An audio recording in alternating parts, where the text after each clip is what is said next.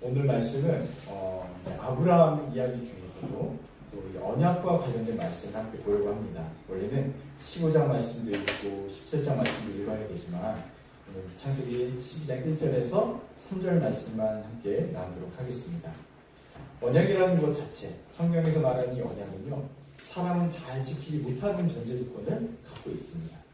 다만 누가 이 언약을 이루시냐면 하나님께서 이 언약을 신실하게 이루신다. 그래서 신실하신 하나님으로 이렇게 고백을 합니다.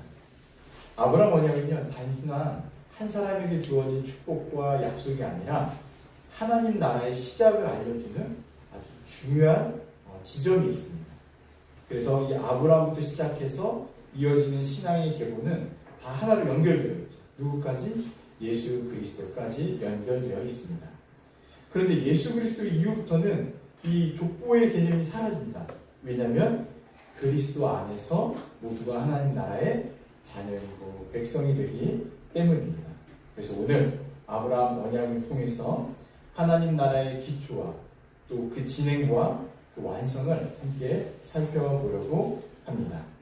자, 첫 번째, 하나님은요, 주권적으로 아브라함을 선택하시고 언약을 맺으셨습니다. 주부에서 나와 있죠. 네. 여기 핵심은 뭐냐면 언약은 하나님의 주권적인 선택에서 시작된다는 겁니다. 우리 1절 말씀 한번 읽어보겠습니다. 여호와께서 시작. 자, 다시 한번 우리 창세기 12장 1절 말씀 같이 읽어볼까요? 시작. 여호와께서 아브라함에게 이르시되 너는 너의 고향과 친척과 아버지의 집을 떠나 내가 내게 보여줄 땅으로 가라. 아멘. 원래 이 계약, 약속이라는 것은 쌍방으로 진행이 되잖아요. 그래서 저희 교회도 부동산에서 이제 계약을 맺을 때 집주인이 일방적으로 지나가는 저를 붙잡고 목사님, 저희 교회, 저희 건물 3층으로 들어오시죠. 이렇게 한 게 아니에요. 부동산을 통해서 집주인과 연락하고 서로 계약서를 쓰고 이 계약서를 나눠갖고 계약서의 내용은 우리는 매달 일정 금액을 보내줘야 되고 집주인은 이걸 사용할 수 있게끔 비밀번호를 저희에게 알려주고 사용할 수 있는 공간을 제공해주는, 그래서 한쪽이라도 약속을 얻을 경우에는 이 계약이 파기가 되는데 오늘 1절 말씀을 보면 어떻게 나와 있죠? 여호와께서 아브라함에게 이르시되 하면서 그냥 바로 말씀해 주시는 거예요. 그게 뭐냐면 너는 너의 고향과 친척과 아버지의 집을 떠나 내가 네게 보여줄 땅으로 가라라는 겁니다. 가라. 그냥 일방적으로 하나님께서 아브라함에게 말씀하셨습니다. 이런 선택은 성경 전체에 흐르는 하나의 원리이기도 합니다. 그래서 골즈워드라는 신학자가 뭐라고 얘기했냐면 선택이란 하나님께서 어떤 사람을 은혜를 베풀 대상으로 뽑으시고 다른 사람은 그리하지 않다는 것을 의미합니다. 이해되세요? 그러니까 우리가 모두가 구원을 받죠. 그렇지만 온 세상의 모든 사람이 구원을 받는 게 아니라 그 중에서 하나님께서 선택하셔서 구원받게 하셨다는 겁니다. 그래서 선택은 성경 역사 전체에 걸쳐서 발전되어 나가는 하나의 원리입니다라고 골즈워디가 이야기했습니다. 아브라함도 보십시오. 아브라함도 선택을 받았습니다. 아브라함은 어떨까요? 아브라함은 하나님께 선택받기에 괜찮은 사람이었을까 생각하면 그렇지 않죠. 또 아브라함과 함께 떠났던 사람들이 있습니다. 우선은 아버지가 떠났어요. 아버지와 아브라함이 함께 떠났습니다. 조카 롯도 함께 떠났습니다. 그런데 분위기 좀 해주세요. 걸렸어도 기회를 상실했어.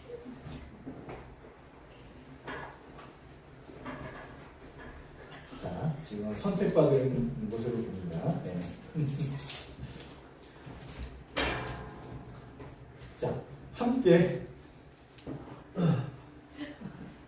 진정을 하고 아브라함과 함께 떠났던 아버지와 롯이 있었는데 누구만 선택을 받았을까요? 이 중에서 아브라함만 선택을 받았습니다. 또 성경을 보면 선택이 여러 군데서 나오는데 아브라함의 아들이 누구죠? 이자로 시작됐는데 이삭. 이삭의 아들이 누구죠? 에서와 야곱이 있었는데 이 에서와 야곱이 쌍둥이였음에도 불구하고 언약의 계보에 있었음에도 불구하고 누가 선택을 받았습니까? 야곱이 선택을 받았습니다. 에서와 야곱을 비교해도 누가 괜찮은지 우열을 가리기 힘들 정도로 둘이 그냥 도찐개찐 똑같은데 어떻게 야곱이 선택을 받았다는 거예요? 이유가 없죠. 오히려 용서를 하고 또 아버지에게 순종하는 모습들은 누구에게서 나오죠?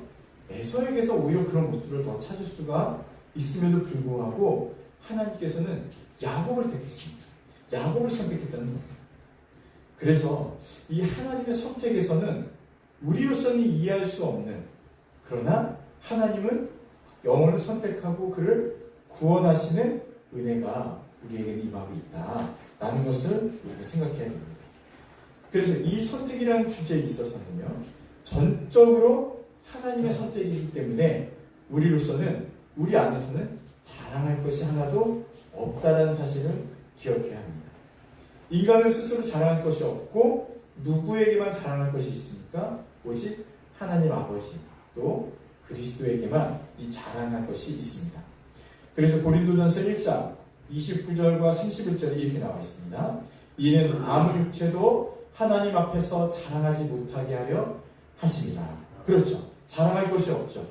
너희는 하나님으로부터 나서 그리스도 예수 안에 있고 예수는 하나님으로부터 나와서 우리에게 지혜와 의로움과 거룩함과 구원함이 되셨으니 기록된 바 자랑하는 자는 어디 안에서 자랑하라고요?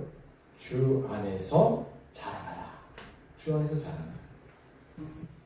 우리로서는 아무것도 자랑할 것이 없다라는 것입니다. 여러분, 뭐 좀 자랑할 것이 있습니까? 주 안에서 자랑하시길 바랍니다. 교회 너무 이쁘죠? 주 안에서 자랑하시길 바랍니다. 여러분, 교회가 너무 넓기 때문에 잃어버릴 수 있습니다. 특히 주일학교 친구들은 항상 부모님 손을 붙잡고 다니셔야 됩니다. 우리 창조형제도 오늘 처음 왔는데, 이곳에 처음 왔는데 꼭 안내를 받으시면서 핸드폰 갖고 길을 잃어버릴 경우에는 이게 농담이 지금 너무 진담하는 거 아시고 다니시길 바랍니다. 모든 건 주 안에서 자랑해야 됩니다. 우리에게 좋은 음향도 우리 또 종윤님이 이렇게 섬겨주시지만 주 안에서 자랑하고 기뻐하시길 바랍니다. 또 구원은요, 철저히 은혜로 주어지는 선물이라는 것을 기억하셔야 됩니다. 그래서 행위로 자랑할 수가 없습니다. 에베소서 2장 8절에서 9절 보니까 너희는 그 은혜에 의하여 믿음으로 말미암아 구원을 받았으니, 믿음으로 말미암아 구원을 받았다는 거예요. 이것은 너희에게서 난 것이 아니요 하나님의 선물이다. 행위에서 난 것이 아니니 이는 누구든지 자랑하지 못하게 합니다. 이 하나님의 선택은 이 구원과도 연결되어져 있기 때문에 은혜로 주어진 것이다. 행위로 자랑할 수가 없다는 것을 말하고 있습니다. 여러분, 우리 모두가 나중에 예수 그리스도의 그 심판대 앞에 딱 서서 우리의 신앙을 한번 뽐낸다고 생각을 해보십시오. 여러분, 저는 얼마나 뽐낼 게 많습니까? 저 어제도 교회 왔거든요. 그전에도 교회 왔거든요. 근데 우리 수기자매가 어머니를 계속 오셔가지고 주인이랑 오셔서 자랑할 게 없습니다. 그렇죠? 다 비슷합니다. 만약에 한번 생각을 해보세요. 여러분은 그래도 내심 목사님이니까 나중에 주님 앞에 섰을 때 자랑할 게 많지 않으시겠습니까? 아니요. 저는 절대 그렇게 생각이 나지 않습니다. 오히려 여러분들이 더 자랑할 게 많지 않습니까? 저는 어떻게 보면 직업이기 때문에 이 일에 더 열심히 내는 것인데, 여러분은 어떠세요? 일주일 동안 직장에서 열심히 살고 또 목요일마다 저녁에 와서 기도하고 말씀 듣고 또 주일 하루 종일 섬기고, 여러분들 내일 직장 출근해야 되죠? 보통 같으면 전 내일 쉬거든요. 괜히 얘기는 여러분들 또 직장생활 일주일 해야 됩니다. 하나님 앞에서 누가 더 열심으로 사는 모습인가를 생각해 본다면 저는 여러분들이 더 그렇지 않은가 이런 생각이 들어요. 물론 내일 쉽니다. 내일 모레도 쉬고 그 다음 날도 쉽니다. 안 쉬는 친구도 있는 것 같은데, 하나님 앞에서 행위로는요 그 어떤 것도 자랑할 수가 없어요. 그런데 더더욱 구원의 영역에 들어가면은 우리의 행위로는요 그 어떤 것으로도 구원을 만족할 수가 없다라는 것을 여러분 잊지 마셔야 됩니다. 그래서 구원은 철저히 우리 주 예수 그리스도를 믿는 그 믿음으로 말미암아 주어지는 은혜이다라는 것을 기억하시길 바랍니다. 또 한 가지 있습니다. 의롭다운 율법의 행위가 아니라 믿음으로 말미암는데요 자랑할 수가 없다. 로마서 3장 27절 그런즉 자랑할 때가 어디냐 있을 수가 없느니라. 무슨 법으로냐 행위로냐 아니라 오직 믿음의 법으로냐. 구원도 또 의로움도 또 이 선택의 영역에서 그 어떤 것도 우리가 하나님께 자랑할 수가 없고 그 누구에게도 자랑할 수 없는 이 은혜를 잊지 마시기를 바랍니다. 칼빈의 5대의 교리라는 게 있습니다. 일명 이제 튤립 교리라고 하는데 이 5개의 교리 중에 앞글자를 따서 튤립이라고 합니다. 첫 번째가 전적 타락. 인간은요 전적으로 타락하여서 스스로 구원할 수가 없다. 두 번째는요 무조건적인 선택. 구원은 전적으로 하나님의 주권에 의해서 선택되어지는 것이다. 제한 속죄, 그리스도의 속죄는요 하나님께서 택한 자들에게만 허용이 된다. 불가항력적 은혜, 성령의 은혜는 거부할 수 없는 은혜이다. 이 택함을 받은 백성들에게 불가항적 은혜로 임합니다. 성도의 견인, 참된 성도는 끝까지 하나님께서 이끄셔서 구원에 이르도록 하신다라는 겁니다. 여러분 이 중에서도 무조건적인 선택, 구원은요 전적인 하나님의 주권적인 선택에 의해 이루어졌다는 사실을 기억하시길 바랍니다. 한번 보십시오. 아브라함. 그 수많은 사람 중에 어떻게 아브라함을 택하셨는지, 그리고 아브라함을 이끄시고 하나님 나라의 복을 허락해 주신 이걸 생각한다면 아브라함의 부르심조차도 아브라함이 잘나서 그런 것이 아니라 하나님의 전적인 선택에 기초하고 있구나. 그러므로 구원 앞에 자랑할 것이 없고 오직 감사와 순종으로 반응해야 한다는 것을 기억하시기를 바랍니다. 두 번째는 하나님은 아브라함과 그의 후손을 통해 언약을 성취해 가신다는 사실입니다. 이것의 핵심은 하나님은요 역사 속에서 그 언약을 구체화시키고 구체적으로 성취하고 계신다는 것을 보여주고 있습니다. 우리 2절과 3절 같이 한번 읽어보겠습니다. 창세기 12장 2절과 3절입니다. 여러분 쓰실 때까지 좀 기다려주겠습니다. 네, 2절 3절 시작. 내가 너로 큰 민족을 이루고 내게 복을 주어 내 이름을 창대하게 하리니 너는 복이 될지라. 너를 축복하는 자에게는 내가 복을 내리고 너를 저주하는 자에게는 내가 저주하리니 땅의 모든 족속이 너로 말미암아 복을 얻을 것이라 하신지라. 아멘. 2절을 보면 내가 너로 큰 민족을 이루겠다고 말씀하시죠. 그리고 복을 주어서 내 이름을 창대하게 하고 너는 복이 될 것이다. 그리고 너를 축복하는 자에게는 복을 내리고 저주하는 자에게는 내가 저주하리니 땅의 모든 족속이 너로 말미암아서 복을 얻을 것이다. 이게 이제 언약의 주요 골자 세 가지거든요. 주권, 영토, 백성. 그런데 보세요. 여러분 혹시 바로 볼 수 있는 분들은 창세기 11장 30절 한번 같이 한번 읽어보시겠습니까? 창세기 11장 30절 바로 위에 있습니다. 같이 읽어보겠습니다. 시작. 사례는 임신하지 못함으로 자식이 없었더라. 아멘. 내가 너를 큰 민족을 이루겠다고 하셨는데 지금 상황은 어때요? 자식을 얻을 수 없는 상태. 임신하지 못하는 상태인 거예요. 예를 들면 이제 이 건물주가 목사님 3층을 마음껏 쓰셔도 됩니다 하는데 비밀번호를 안 가르쳐줘요. 비밀번호를 알려주세요. 그럼 알아서 찾으십시오. 이 말이 되나요? 말이 안 되잖아요.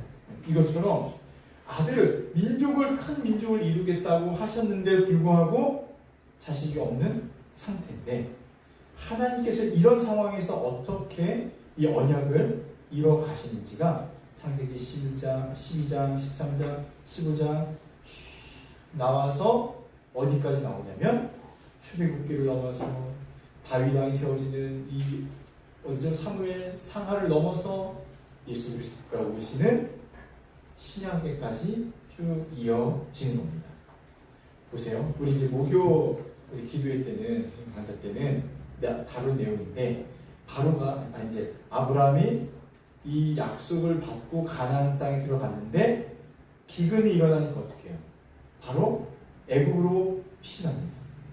근데 애굽에 갔더니 사라가 너무 예쁜 거예요. 사라가 아내가. 그래서 뭐라고 얘기하죠? 내 아내가 아니라 내 누이입니다. 그랬더니 사람들이 바로에게 내려갑니다. 하나님께서 바로를 치시죠. 라임 좋은 것 같아요. 바로를 치셔서 그 집에 큰 재앙을 내리셔서 이 사라가 다른 남자와 잠을 자지 않도록 허락하시고 인도하시는 겁니다. 보세요. 인간의 선택은요, 하나님의 이 약속을 계속 이어가도록 선택하는 게 아니라 어때요? 그것을 파괴하는, 그것을 깨트리는 선택을 계속 하는데도 불구하고 하나님께서 그 성취를 이뤄가신다. 그 약속을 이뤄가신다는 겁니다. 이뿐만이 아닙니다. 창세기 21장 노년의 이삭을 보세요. 이삭도 마찬가지예요. 여러분 이삭도 똑같습니다. 자기 아내를 누이라 속여요. 근데 누가 그것을 막으시죠? 하나님께서 막아주십니다. 장난 아닙니다. 근데 이삭을 또 하나님께서 허락해 주시죠. 다시 정리해서 여기가 섞였는데 하나님께서 아브라함의 무자한 그 인생에 노년의 이삭을 허락해 주십니다. 그쵸? 이삭도 마찬가지예요. 이삭도 아들을 못 낳고 있었는데 하나님께서 이삭에게 아들을 허락해 주십니다. 하나님께서 약속을 성취해 가시는 거예요. 그리고 이 창세기 23장에 보면 아브라함이요 막벨라 굴을 삽니다. 이 막벨라 굴을 산 의미는 어떤 거냐면 하나님께서 약속하셨던 백성 영토, 이 영토를 얻게 되는 의미를 알게 주십니다. 또 26장 또 28장에 보면 이삭과 야곱에게도 하나님께서 주셨던 이 아브라함과 맺으셨던 약속, 언약을 계속해서 이 자손들에게 그것을 흘려보내는, 그것을 상기시키면서 강조하는 내용들이 쭉 나오고 있습니다. 하나님 나라의 기본 구조가 실제 역사 가운데 조금씩 드러나고 있는 것입니다. 주권, 하나님의 통치가 구현되고 있죠. 아브라함이 잘못된 선택을 할지라도 하나님께서 주권적으로 역사하셔서 어떻게 하세요? 바로 잡고 이 약속을 성취할 수 있도록 하시고, 이 약속의 성취는 결국 무엇으로 나타납니까? 하나님 나라로, 이스라엘 나라로 성취가 되어지고 나타나고 있습니다. 두 번째, 백성을 보십시오. 그리스도 안에서 하나님의 백성들이 세워집니다. 자식을 낳을 수 없는 아브라함, 이삭을 낳았죠.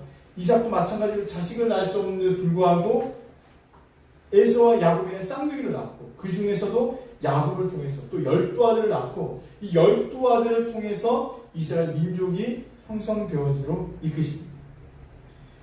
세 번째 땅, 이 땅에 하나님 나라가 세워질 땅을 약속해 주셨고 아브라함을 통해서 그 땅에 거주하게 하시고, 아브라함과 롯의 이 종들이 싸워서 이 갈라져야 하는 상황에서도 아브라함은 그 땅을 선택하게 하시고, 아브라함을 선택하게 하시고 그 땅에서 계속 거주하면서 나중에는 그 땅이 이스라엘의 나라, 또 하나님 나라가 되게 하는 은혜를 허락해 주셨다는 겁니다. 여러분 기억하십시오. 우리는 이미 하나님께서 아브라함에게 하셨던 이 약속이 성취되어지고 있었고, 또 지금 성취되어진 상태로 우리가 예수 그리스도 안에서 이것을 누리고 있다는 것을 기억하셔야 됩니다. 어쩌면 우리의 삶은 계속 이 약속을 성취하지 않는 선택을 할 수도 있지만 하나님께서 이 약속을 성취하셨음을 믿으시길 바랍니다. 그래서 지금도 오늘도 우리는 그 온전하고 완전한 성취의 삶과 그 영역 가운데 계속 살아가고 있는 것이 은혜라는 것입니다. 세 번째입니다. 하나님은 인간의 불신에도 불구하고 언약을 끝까지 지키신다라는 겁니다. 여러분, 언약의 성취는 인간의 신실함에서 나오는 것이 아니라요. 하나님의 신실함입니다. 다른 말로 하면 하나님의 열심이라는 거죠. 제가 요즘 자주 듣는 찬양이 있어요. 하나님의 열심. 여러분 혹시 아시나요? 하나님의 열심. 가사가 너무 좋더라고요. 지금 가사가 하나도 생각나진 않지만 좋았다는 기억이 생각납니다. 네. 여러분 한번 들어보세요. 하나님의 열심. 하나님의 열심. 뭐죠? 중요한 가사가 있었는데 너무 좋으니까 이게 기억이 안 나요. 네. 꼭 들어보시기 바랍니다. 어떤 거냐면 하나님께서 행하신다는 거예요. 하나님께서 행하신다. 하나님께서. 그러니 아들아 너는 그냥 따라와라. 그냥 따라와라. 그냥 따라와라. 내가 운전대 잡고 갈 테니 너는 그냥 따라와라. 이런 내용 맞죠? 네, 맞다고 하니까 맞는 겁니다. 네. 한번 우리 본문 한번 살펴볼게요. 여러분 이제 아까 말씀드렸다시피 아브라함이 애굽에 내려갔는데 이 위기의 순간에 누가 이것을 아브라함을 다시 언약의 자리로 이끄셨습니까? 하나님이시죠. 하나님이십니다. 인간적인 방법으로 계속 아들을 낳으려고 했던 아브라함이었는데 그것도 누가 제 위치로 갔다는 것이죠? 하나님께서. 이 말도 안 되기 때문에 계속 말도 안 되기 때문에 인간적인 방법을 할 수밖에 없는 것 같아요. 저였어도 저는 더 그랬을 것 같아요. 아니 지금 아내가 아이를 낳을 수 없는 상태인데 어떻게 아이를 낳는다고 말씀하십니까? 그러니까 아브라함과 사라가 어떻게 해요? 천사가 와가지고 내년 이맘때 중에 아들을 낳을 것이다. 아유 말도 마세요 하면서 웃잖아요. 너 여기서 진짜야 하면서 그 다음 해에 아들을 낳게 되는데 이 말도 안 되는 상황 가운데 어떻게 이것이 이루어질 거라 기대하느냐는 거예요. 어쩜 우리도 비슷하지 않으세요? 우리도 하나님께서 약속하신 이 성경 말씀 하나님 말씀이니까 알겠습니다. 그런데 어떻게 이 모든 게 진짜 성취되었다고 제가 적당히 믿을게요. 몇 가지만 믿을게요. 이런 마음이 그냥 있잖아요. 그래서 신천지, JBS, 통일교 하는 게 뭐냐면 이거 말씀을 믿을 수 있도록 이해할 수 있도록 다 비유로 풀어서 설명을 해주고 있습니다. 여러분 그 비유 들어보셨어요? 비유 혹시 들어보신 분 계세요? 제가 직접 들어봤는데 너무 재밌어요. 뭔가 이상한가요? 네. 얼마나 재밌냐면 성경에 기적이 하나도 없어요. 다 이런 거구나라고 설명을 해요. 아니 여러분 베드로가 시장에 가서 그물을 던져서 고기를 잡았더니 그 고기 입에 뭐가 있더라고요? 성전 쇠를 낼 수 있는 동전이 들어있었다고 하잖아요. 여러분 이게 믿어지세요? 노량진 수산시장 가서 한번 100마리 고기 한번 뒤져보세요. 동전이 나오나 100원짜리 500원짜리 이게 믿어지시냐고요? 믿어지는 친구가 있대요. 왠지 너는 정말 믿을 것 같아. 안 믿어지시죠? 근데 이걸 어떻게 설명을 하냐면 베드로가 예수님의 말씀을 이해하고 시장에 가서 사람들에게 복음을 전했더니 사람들이 은혜를 받아서 주머니에서 성전세를 낼 수 있는 헌금을 준 거다. 그러니까 성경의 모든 기적과 이적을 이런 식으로 바꾸니까 이해가 되죠. 근데 이건 믿어지는 게 아니에요. 이해가 되는 거지. 근데 여러분 우리는 성경을 믿습니다. 하나님께서 모든 역사를 행하신 것을 믿습니다. 그래서 이거 아무나 못 믿어요. 누구만 믿을 수 있어요? 하나님의 택함을 받은 백성들만 믿을 수가 있는 거예요. 왜냐하면 믿는다는 것은 성령께서 우리 안에서 역동하시는 거고 성령께서 역동하셔서 우리 영안을 열어주시고 눈을 열어주셔서 이 말씀을 듣고 깨닫게 하시거든요. 그래서 믿는 자들만 하나님 말씀을 믿을 수가 있게 되는 건데 여러분 믿으셔야 된다는 거예요. 하나님께서 이 역사를 이끌어 가신다는 거예요. 아까 말씀드렸죠. 이삭도 리브가를 누이라 속였는데 똑같은 일을 벌어져요. 부자가 됩니다. 그리고 나중에 나이가 들어서 아들을 낳게 됩니다. 야곱의 인생 보세요. 얼마나 파란만장합니까? 도망가서 14년 넘게 살다가 종으로 살다가 돌아오는데 형에게 죽을까봐 또 많은 또 이 선물을 바치고 또 그러면서 고향 땅에 돌아오죠. 그 자손들 12명이나 되는 자손들 다 어떻게 되죠? 나중에 또 기근이 들어서 한 잃어버린 요셉을 통해서 애굽에 들어가 또 큰 나라와 민족을 이루고 이렇게 하면서 하나님께서 이 약속을 성취해 나가는 것을 계속해서 보여주고 있습니다. 우리가 믿어야 될 것은 무엇이냐면 우리의 노력, 우리의 열심, 내 아들은 요셉처럼 키워야지. 그게 아닌 거예요. 그게 아니라 누구를 믿냐? 신실하신 하나님을 믿을 때 이 모든 약속과 언약이 성취되어지고 이행되어진다는 것을 우리가 볼 수가 있습니다. 여러분, 우리 이제 이 가운데 이제 약속이 성취되어지는 것은 구약의 역사와 신학적인 내용이라면 이 가운데 예수 그리스도를 봐야 되겠죠. 한번 보세요. 아브라함의 자손은 누구일까요? 성경은요, 아브라함의 자손들이라고 얘기하지 않고 아브라함의 자손이라고 이야기합니다. 그러니까 단수로 끝나고 있다는 거예요. 단수로. 아브라함의 자손은 누굴까요? 갈라디아서 3장 16절 이렇게 찾아서 읽어보겠습니다.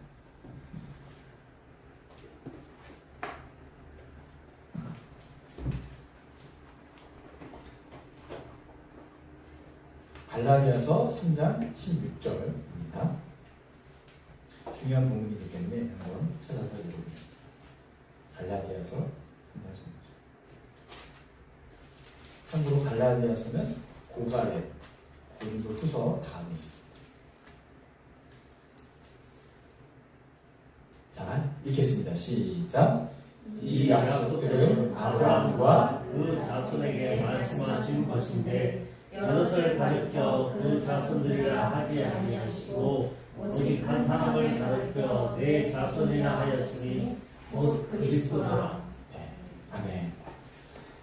갈라디아에서 사도 바울이 뭐라고 얘기했냐면 약속들, 하나님의 이 모든 언약의 약속들이 아브라함과 그 자손에게 하신 말씀인데 자손들이 아니죠.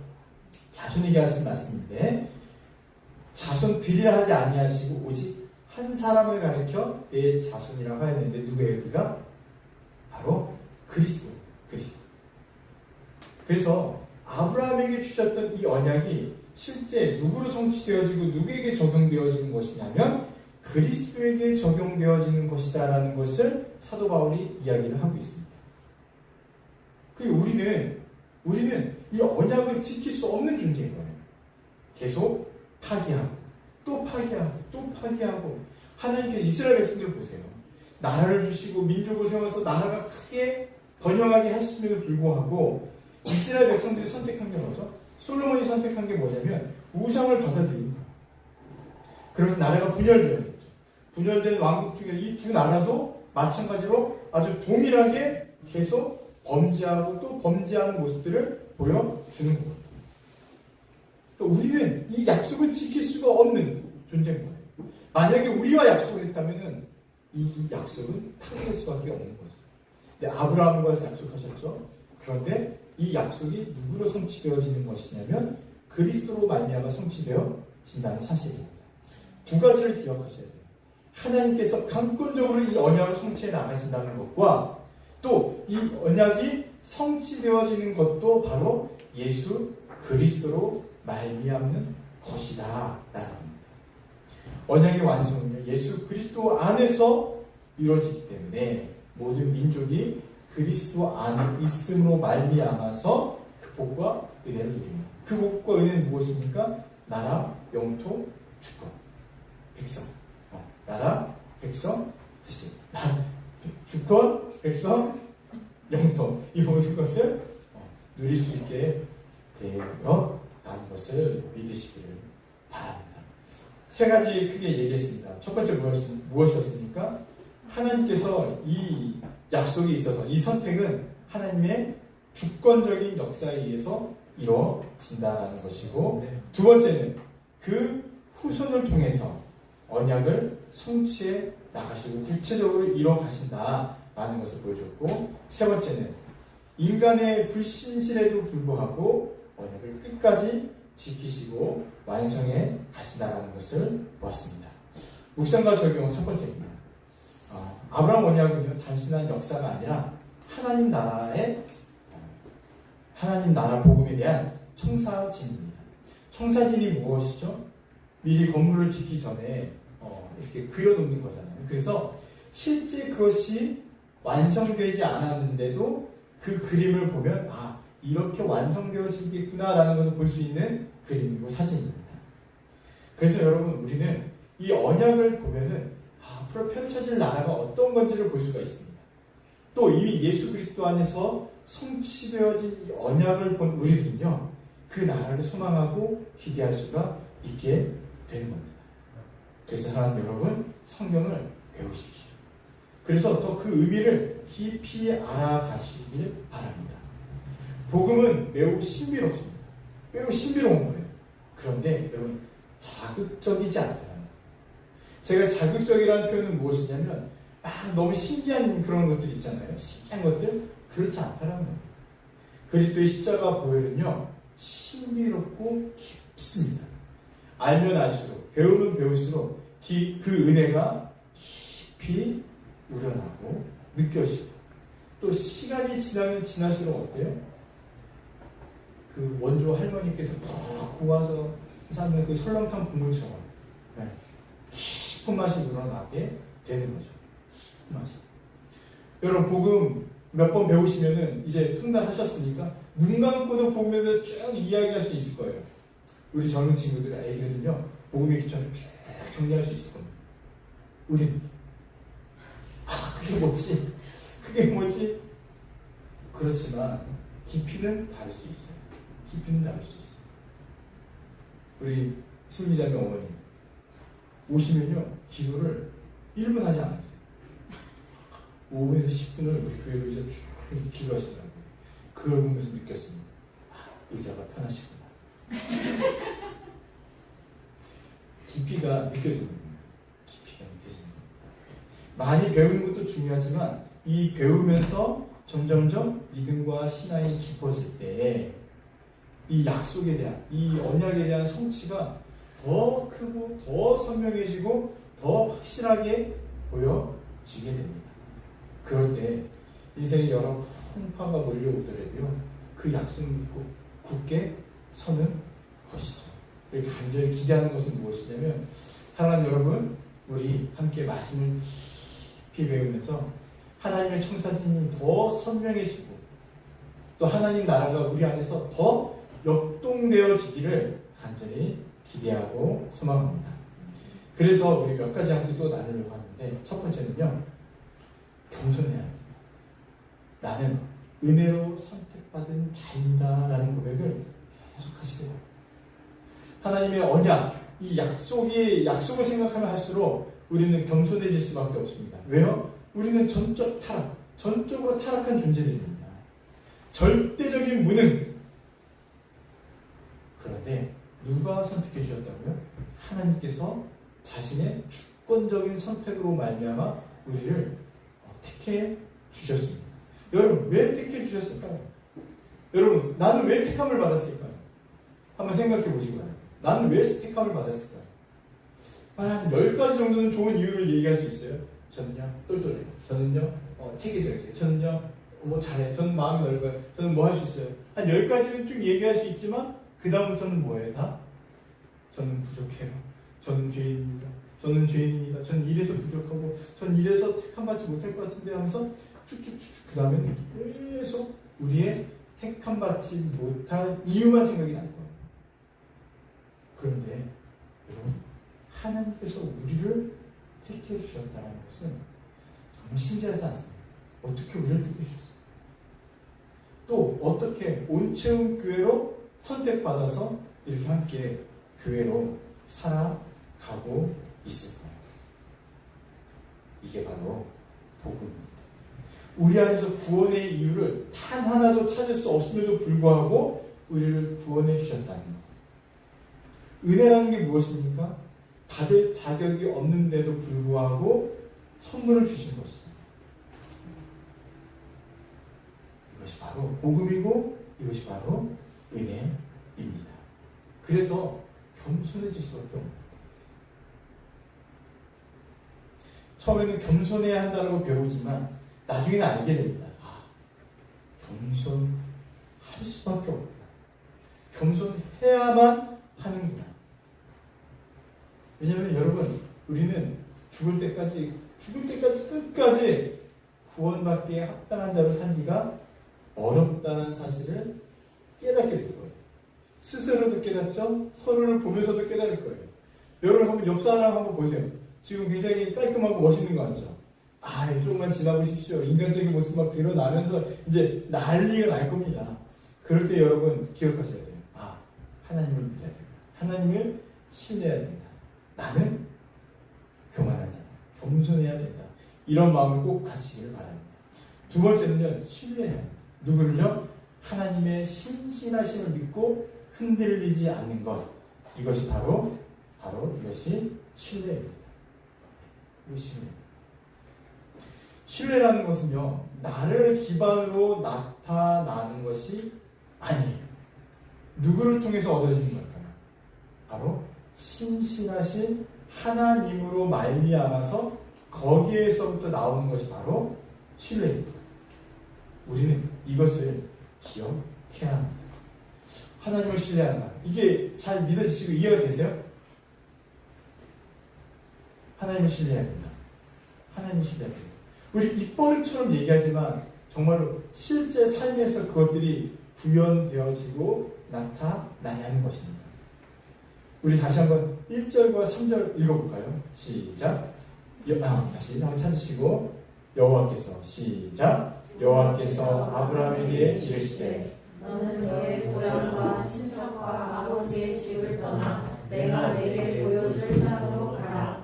내가 축복하는 자에게는 내가 복을 내리고 너를 저주하는 자에게는 내가 저주하노니 내 모든 족속이 너희로 말미암아 복을 얻을 것이라 하시니라.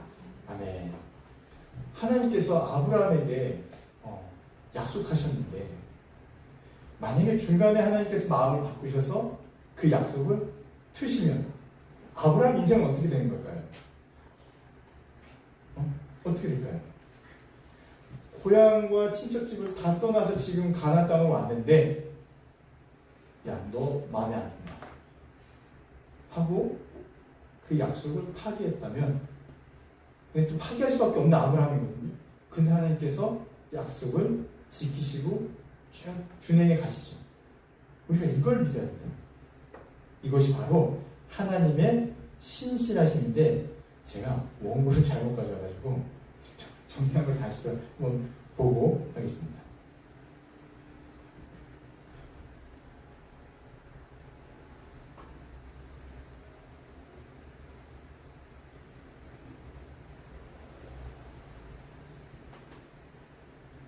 찾았습니다.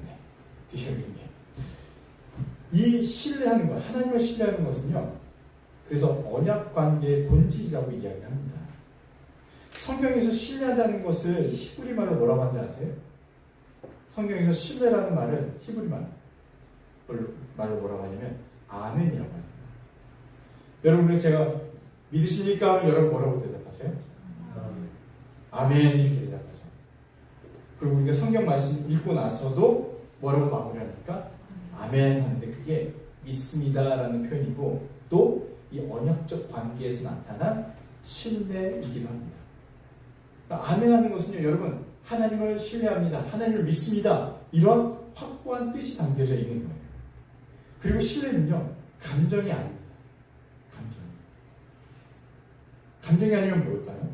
관계를 붙들어주는 언약적 충성이라고도 이야기해요. 언약적 충성. 여러분, 제가 뭐 이렇게 그냥 지나가는 사람, 뭐 일반적인 사람이랑 약속을 했어요.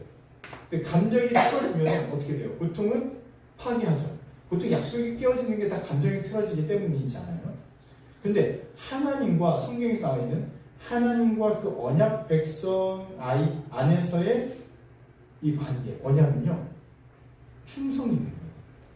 하나님께 충성이라는 표현을 쓰기가 애매하죠. 그래서 하나님은 신실하심이라고 표현하고 그 언약의 대상자인 우리로서는 어떤 표현을 쓰냐면 충성이라는 말을 쓰는 겁니다. 하나님께서 이 언약을 지켜가시는 것을 우리가 신뢰하기 때문에 이 신뢰를 바탕으로 나오는 게 무엇이냐면 충성이라는 것입니다. 그래서 신뢰는요, 신뢰하는 자에게는 하나님의 음성을 귀를 기울이고 그 음성을 믿고 따르는 것이 동반이 됩니다.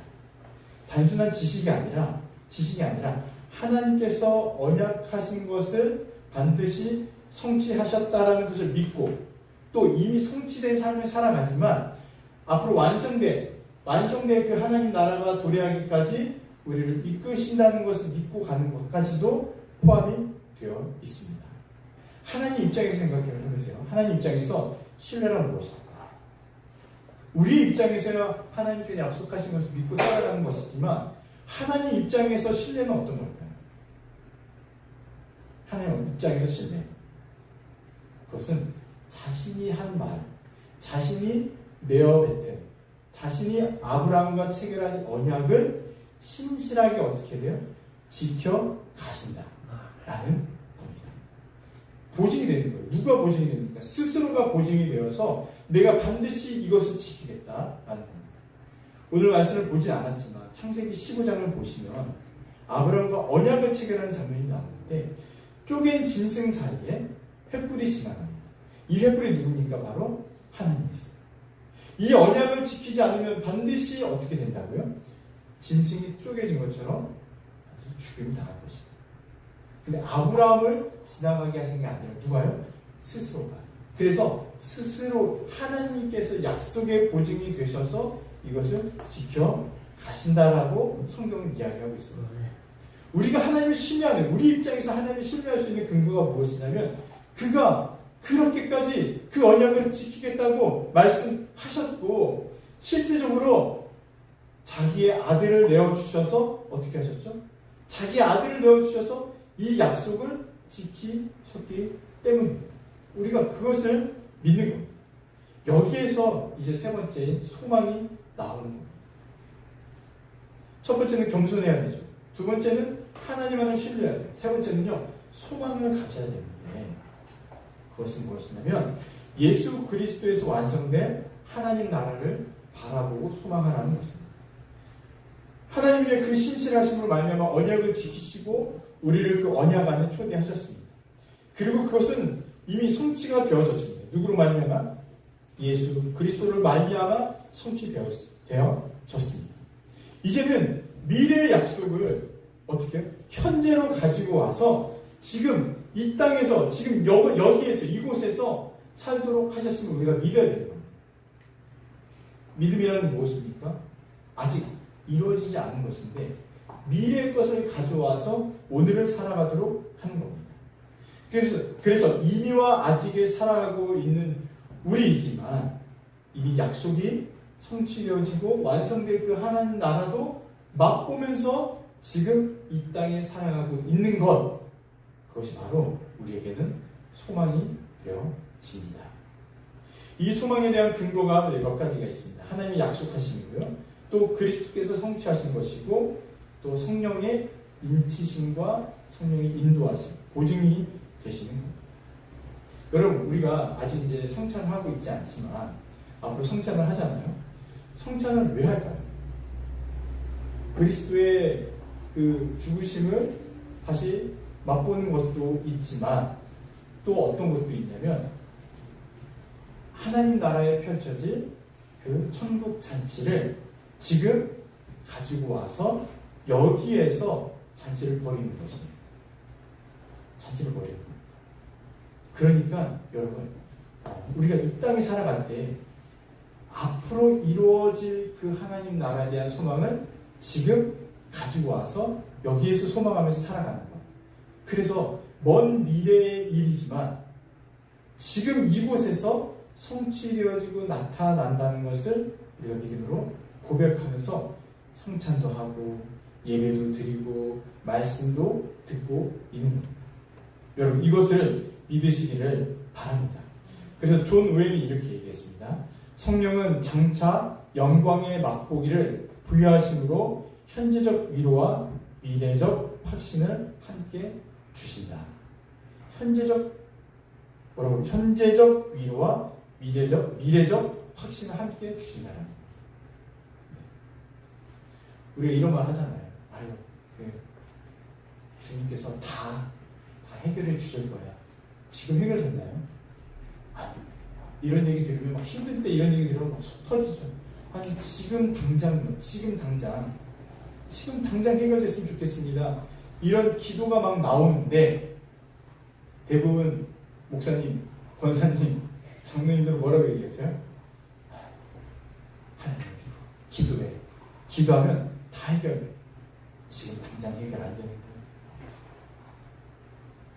근데 약간 무책임한 말 같지만 이게 정답이죠. 왜 그러냐면 하나님의 신실하심을 믿고 또 그 신실하신 하나님을 우리가 소망하며 살기 때문입니다. 신앙에 깊은 연륜이 있으신 분들은 그걸 알아요. 지금 당장의 문제가 아니라 더 큰 것을 바라봐. 하나님을 바라봐. 그러면 시간이 조금만 지나면 어느새 이것이 기억나지 않을 정도로 하나님께서는 우리를 인도하고 이끌어 주신다는 것을 말씀해 주십니다. 우리가 그리스도 안에서 복을 누린다.